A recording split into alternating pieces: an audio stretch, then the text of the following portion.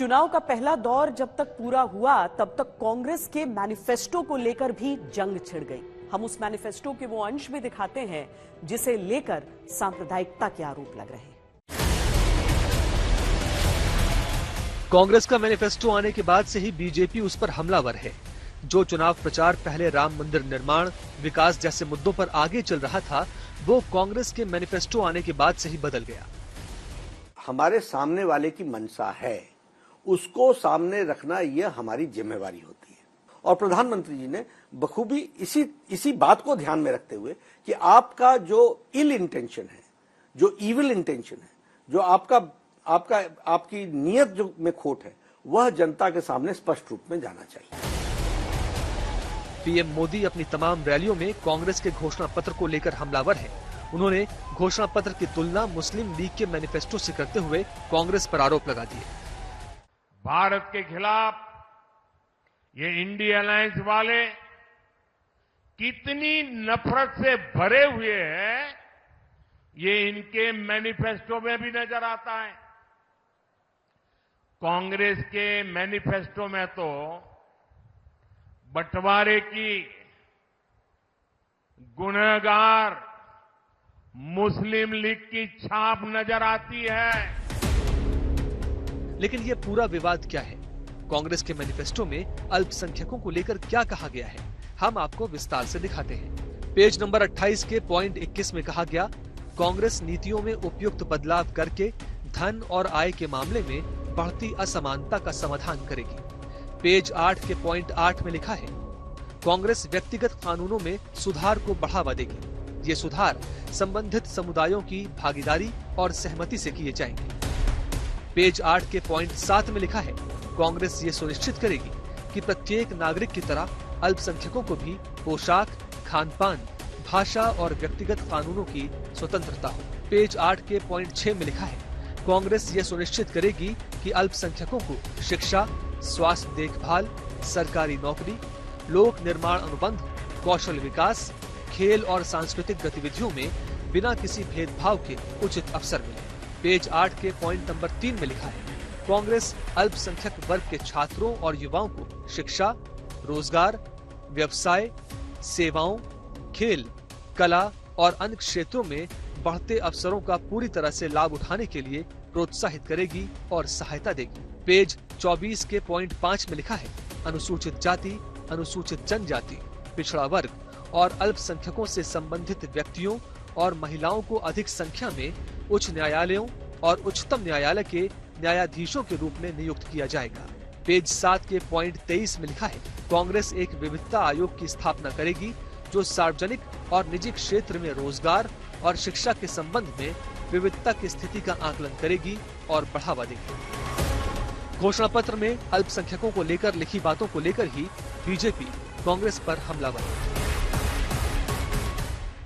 उनका प्रयास हमेशा इस बात के लिए रहा है कि माइनॉरिटीज़म मतलब मुस्लिम तुष्टीकरण, और वो एक इसको वोट बैंक की तरह देखते हैं और उनको कोई उनसे कोई लगाव है या मोहब्बत है, ऐसा कुछ नहीं है। जितना काम प्रधानमंत्री मोदी जी ने किया है मुस्लिम भाइयों के लिए और माइनॉरिटीज के लिए, उतना किसी सरकार ने नहीं किया है। किसी सरकार ने नहीं किया। कोई सरकार ऐसी स्कीम्स लेकर नहीं आई जिससे हमारे मुस्लिम भाइयों का आर्थिक विकास हुआ हो। वहीं कांग्रेस की इस मुद्दे पर अपनी दलीलें हैं, अपनी सफाई है। क्या आप ऐसी बातें बोल के नेशन को डिवाइड करना चाहते हैं? ठीक है कि हम जो घोषणा पत्र तैयार की, ये क्या मुसलमानों के लिए की है? जो सबको मिलेगा उसको भी मिलेगा। तुम सेकेंड क्लास सिटीजन बना के तो नहीं रख सकते ना। 5 चरण का चुनाव बाकी है, करीब महीने भर का प्रचार भी बाकी है। ऐसे में हर उस मुद्दे को सुलझाया जाता रहेगा जिससे वोटरों में असमंजस की स्थिति पैदा हो और राजनीतिक पार्टियों को लाभ पहुंचे। 1992 के बाद से हिंदूवादी संगठन ये नारा लगाते रहे कि अयोध्या तो केवल झांकी है, काशी मथुरा बाकी है। भारतीय जनता पार्टी की राजनीति भी इसके इर्द गिर्द केंद्रित रही। 22 जनवरी को जब अयोध्या में रामलला के विग्रह का प्राण प्रतिष्ठा हुआ, उस समय देश भर के सभी हिंदुओं में एक जोश देखा गया। पर क्या 2024 के चुनावों में भी ये एक अहम मुद्दा सबके मन में है? कांग्रेस पार्टी और उनके सारे चट्टे बट्टे राम मंदिर को रोकने के लिए 70 साल तक कोशिश करते रहे। जिन्होंने कार सेवकों पर गोली चलाई, जिन्होंने राम मंदिर के निर्माण को रोका और राम भगवान के प्राण प्रतिष्ठा का भी बहिष्कार किया, उनके बीच में और राम भक्तों के बीच में आपको चयन करना। राम मंदिर अच्छा लगा है? हाँ, बन गया है राम मंदिर। जा पाई हैं अभी तक अयोध्या? ना जाने का मन है? हाँ। आप अयोध्या गई? हाँ जी। कैसा लगा राम मंदिर? बहुत अच्छा लगा हमें, मतलब वहाँ रहना खाना पीना सुविधा बहुत अच्छी है। किसको जाता है इसका क्रेडिट? इसका क्रेडिट तो प्रधानमंत्री जी को जाते हैं, जितने कार्य वो करते हैं वो बनाने वाले सब। सबसे बड़ी कामयाबी सरकार की आपके हिसाब? करप्शन के अगेंस्ट और राम मंदिर। हम सनातनियों का जो सपना था राम मंदिर 500 बड़ी कामयाबी, सबसे बड़ा मुद्दा है, वो पूरा हो रहा है। विपक्ष के लिए मथुरा बाकी है, वहाँ तैयारी करें। सबसे बड़ी कामयाबी तो अभी राम मंदिर का निर्माण होना। सबसे बड़ी कामयाबी सब दिख रहा है, भगवान राम का मंदिर। हम सब सनातन धर्म के लोग हैं। अयोध्या में मंदिर निर्माण का वादा बीजेपी के घोषणा पत्र में कम से कम 3 दशक से था। हर बार हर चुनाव में बीजेपी के सामने मंदिर का प्रश्न आता था। अब जबकि मंदिर बन चुका है तो बीजेपी अपने प्रचार को मंदिर से जुड़े सवालों के जवाब से धार दे रही है। प्रभु श्री राम का बिल्कुल एक पूरे आपके घर की लंबाई में मैं पोस्टर देख रही हूँ। राम जी का भी नाम लेके आप अपने लोकसभा क्षेत्र में जा रहे हैं। देखिए, जब भगवान श्री राम के रामलला के मंदिर की प्राण प्रतिष्ठा हुई थी उस समय कार्यकर्ताओं ने लगाया था, लेकिन मैं एक बात निश्चित रूप से कह सकता हूँ, भगवान राम का मंदिर अयोध्या में 500 साल के बाद में बनना, ये समाज के लिए इतनी बड़ी घटनाएं हैं, इस देश के लिए इतनी बड़ी घटना है कि इतनी बड़ी घटनाएं चुनाव से अलग तो नहीं की जा सकती और अलग हो भी नहीं सकती। करोड़ों राम भक्तों के लिए श्री राम लला मंदिर सदियों की प्रतीक्षा का प्रसाद है, लेकिन क्या चुनावी घोषणाओं के बाद और प्रचार की तेजी के बावजूद क्या ये वोटिंग के लिए जनता के बीच रहने वाला मुद्दा है? ये सनातनों के लिए बहुत बड़ी चीज थी, जो कि जब कभी बात होती थी कि मंदिर बनेगा या 370 हटेगी तो कहा जाता था खून की नदियां बह जाएंगी। खैर, जिस तरीके से गवर्नमेंट ने संभाला है काबिले तारीफ है। सभी ने देखा कि 22 जनवरी को राम मंदिर का भव्य निर्माण हुआ और उसका भव्य तरीके से प्रधानमंत्री जी के द्वारा हुआ।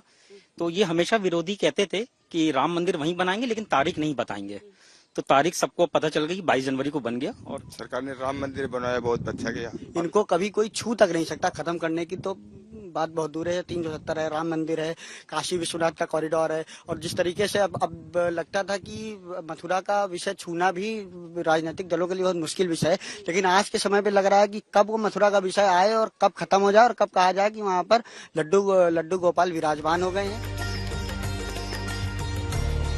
मंदिर का मुद्दा हिंदुत्व से सीधे तौर पर जुड़ता है।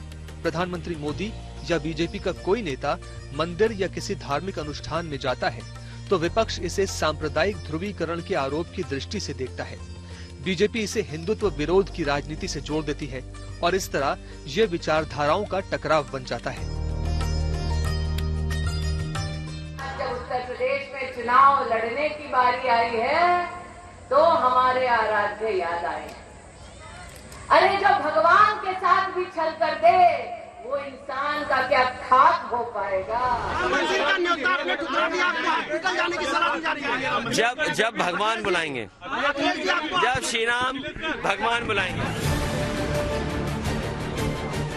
विपक्ष आरोप लगाता है कि 10 साल में काम किया है तो मंदिर का मुद्दा क्यों? भगवान श्री राम का मंदिर नहीं बनाना चाहते, ये उस भगवान श्री राम के मंदिर के नाम पर वोट मांगना चाहते हैं। इनके लिए आस्था वोट है। और कौन नहीं जानता कि सुप्रीम कोर्ट का फैसला है। सुप्रीम कोर्ट के फैसले के बाद किसी व्यक्ति की हैसियत नहीं है कि भगवान राम, श्री राम जी का मंदिर को रोक ले। इसलिए दिल्ली से लेकर के लखनऊ और लखनऊ से लेकर के दिल्ली वाले जितने भी भारतीय जनता पार्टी के नेता हैं वो झूठ बोल रहे हैं, झूठ बोलने वाले लोग हैं। इन झूठ बोलने वालों से जनता सावधान रहना, आपको धोखा दिया है। बीजेपी की दलील रहती है कि मंदिर की विरासत को संजोना भी सांस्कृतिक राष्ट्रवाद के रास्ते विकास की एक कड़ी है। मोदी का मंत्र है विकसित भारत के लिए 24 घंटे काम, बिना रुके बिना थके 24 घंटे काम, 24/7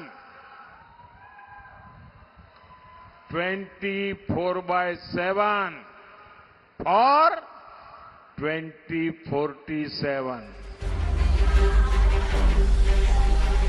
मंदिर निर्माण के साथ बीजेपी मोदी है तो मुमकिन है कि नारे को मजबूती देने में जुटी है। विपक्ष मंदिर के मुद्दे पर अपने वोट बैंक की नब्ज टटोलने में लगा है। जनता के बीच मुद्दा है, वोटिंग के समय कितना असर रहेगा इसकी समीक्षा नतीजों से होगी।